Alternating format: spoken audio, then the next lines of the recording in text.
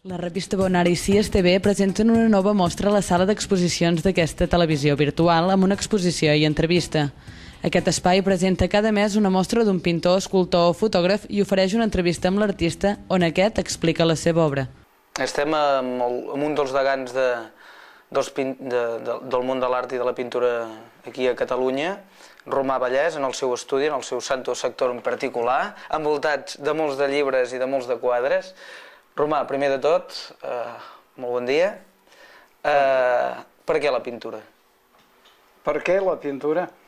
Home, és fàcil, això. És una de les expressions de l'home. És una via de coneixement per mi que m'ha servit per aprendre coses i al mateix temps també m'ha servit una mica, no sé, per poder dir altres coses meves a qui em vulgui escoltar.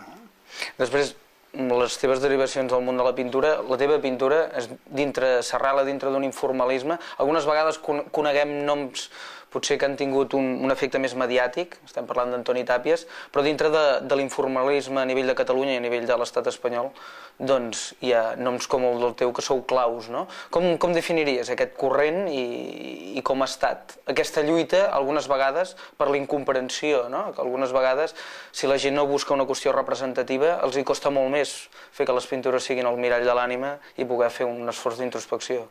Això es diu una mica amb el perquè de la pintura. Vaig tenir molts dubtes, perquè realment servia per estudiar. Jo podia haver fet arquitectura, francament, o altres coses, i no dedicar-me a la pintura, però va passar més la cosa sentimental una mica, no sé, del que jo havia sentit de petit, la sensibilitat oberta, diguem-ne, a les sordes de la poca o molta intel·ligència que jo demostrava en aquest moment. Pinto el que he après a Belles Arts, que és relativament poc. Vaig entrar l'any 45, vaig sortir l'any 50, m'ensenyava una espècie d'impressionisme dolent, i tothom acabava fent Santa Susana, Rigoberto Soler o l'Amat, com a màxim. Acabo els 50. Estic des del 50 al 55 estudiant pel meu compte. Desfaig tot el que havia après a Belles Arts, viatjo molt, veig el que fan a fora, m'entero de les coses, m'identifico amb el corrent d'aquell moment, que era l'informalisme, i surto fent aquesta expressió lírica informalista europea, més que no americana, a partir de l'any 55-56. Per mi, un dels corrents que ha marcat el segle XX dintre la pintura és l'art abstracte, és l'abstracció. I els referents que té a nivell de... Home, és el més gran que hi ha hagut en la història de la pintura. És tornar com a les cavernes, quasi. Potser sí, és tornar... En el sentit metafòric, dic, en els que pintaven... Amb les dos vertells diferents, el que és l'abstracció de la primera meitat del segle i de la segona meitat, que és molt diferent, no? Home, una juga més a una qüestió més racionalista i l'altra més emotiva, matèrica, experimental. Exacte. Llavors em vaig dedicar molt a l'ensenyament. Jo he viscut més de l'ensenyament que de la pintura. Que és una altra de les vessants que tu hi has posat molt d'èmfasi, no? Amb l'educació...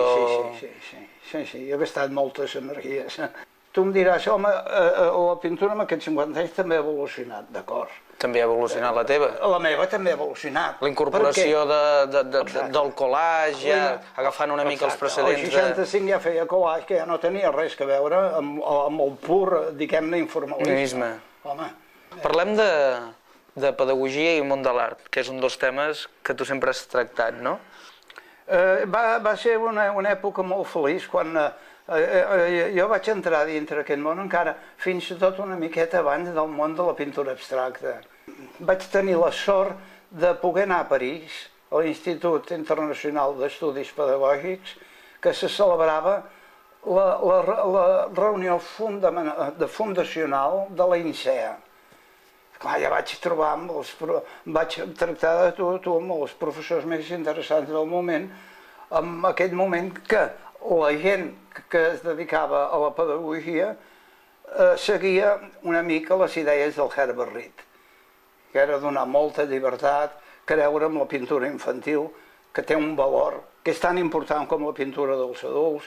Jo allà ja em vaig trobar i, home, vaig dir, això és interessant. També devies trobar resistències quan equiparar el món o els imaginaris infantils amb la de pintures dels adults, alguns artistes professionals es devien sentir com ofesos, no? Dir, no, nosaltres som més bons perquè tenim més execució i més artesanat, no? Escolta, és que em podien haver posat a la presó. Trencava els programes i feia el que em donava la gana. Això també està bé, no? Donava pintures als nens, nois pinteu. Esclar, la gent es quedava una mica parada, es quedaven parats. Sempre des d'aquest punt de vista de que s'havia de respectar la pintura infantil, se'ls havia de donar oportunitats perquè s'expressessin per si mateix i no models sobre els quals s'anà tirant i copiant. I això és vàlid avui dia. Que una cosa és còpia i l'altra és creativitat. El nanet, depèn de les edats, però encara no té la potència, diguem-ne, mental de transformar les realitats en uns esquemes determinats. Però els esquemes que va trobant a poc són graciosíssims. I a mi em van avisar una vegada a la Facultat de Belles Arts de Madrid, pensant-se que jo, que era un pintor informalista, podria dir-los que hi ha moltes relacions amb el que fan els nens de 3 o 4 anys. La il·lusió d'aquella gent era que jo els faria una tesis doctoral. Mireu, jo aquí faig un traç. Ja, sí, perquè és igual que aquell del nen. I això no és veritat. Vaig començar la conferència dient això no és veritat. Hòstia, els havies descol·locar, no? O podies haver dit, jo sóc el primer gran nen, no? El degà seria que se'n va. Fas una exposició a l'edifici Miramar de Sitges i bé, tot el que es presenta, una bona part, són peces d'última fornada. Dius, amb 80 anys tenir aquesta energia i aquest esperit creatiu no és fàcil, no és fàcil arribar-hi. No tothom ho pot dir, no? No, bueno, però jo no hi penso molts anys. La veritat és que ja n'he complert 85, però això és molt relatiu, Sí, no, escolta, tu. Jo em trobo encara amb bastantes possibilitats de fer coses. O és la il·lusió que em faig, no sé. Home, l'exposició aquesta de Sitges ha tornat a treure una mica la pols d'aquelles peces on el col·legi tenia una essència principal i n'has fet una relectura i a més n'has fet un llibre d'autor, no?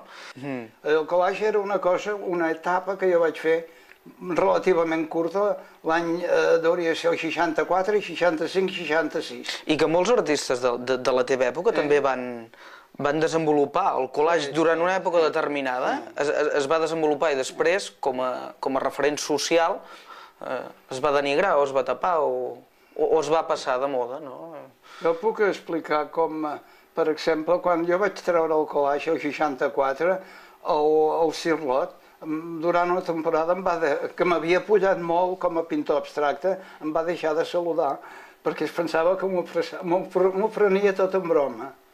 Quan el que feia era agafar-m'ho tot molt en sèrio.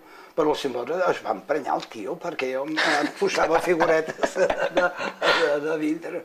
I no tinc per què amagar-me de res, escolta, que tot ho he anat transformant a la meva manera i els meus collages no tenen res a veure amb el pop de l'Andy Warhol, poso per cas. Però i ara què et queda fer? Què et queda fer més? Home, tantes coses. Quins són els reptes? Jo crec que sí. Quins són els reptes més actuals? Ara tirar per aquí. Sí? Ara el que penso fer, però esclar, és que arriba un moment que, esclar, tot et dona molta feina, no? Jo ara haig de triar una sèrie de temes, no ho havia fet mai a la vida. A mi el tema no m'ha importat mai ni mica. Doncs ara penso triar una sèrie de temes, fer bones fotos, retallar les fotos, buscar taulers adequats, anar enganxant i anar pintant al damunt. Roma Vallès, moltes gràcies. Ha sigut un plaer i bé, ja ho podrem veure, no només a través de l'entrevista poder veure una mica tot el que penses, sinó també veure a nivell plàstic totes les obres a través de la sala d'exposicions. Gràcies a tu i a Bonar. Molt bé.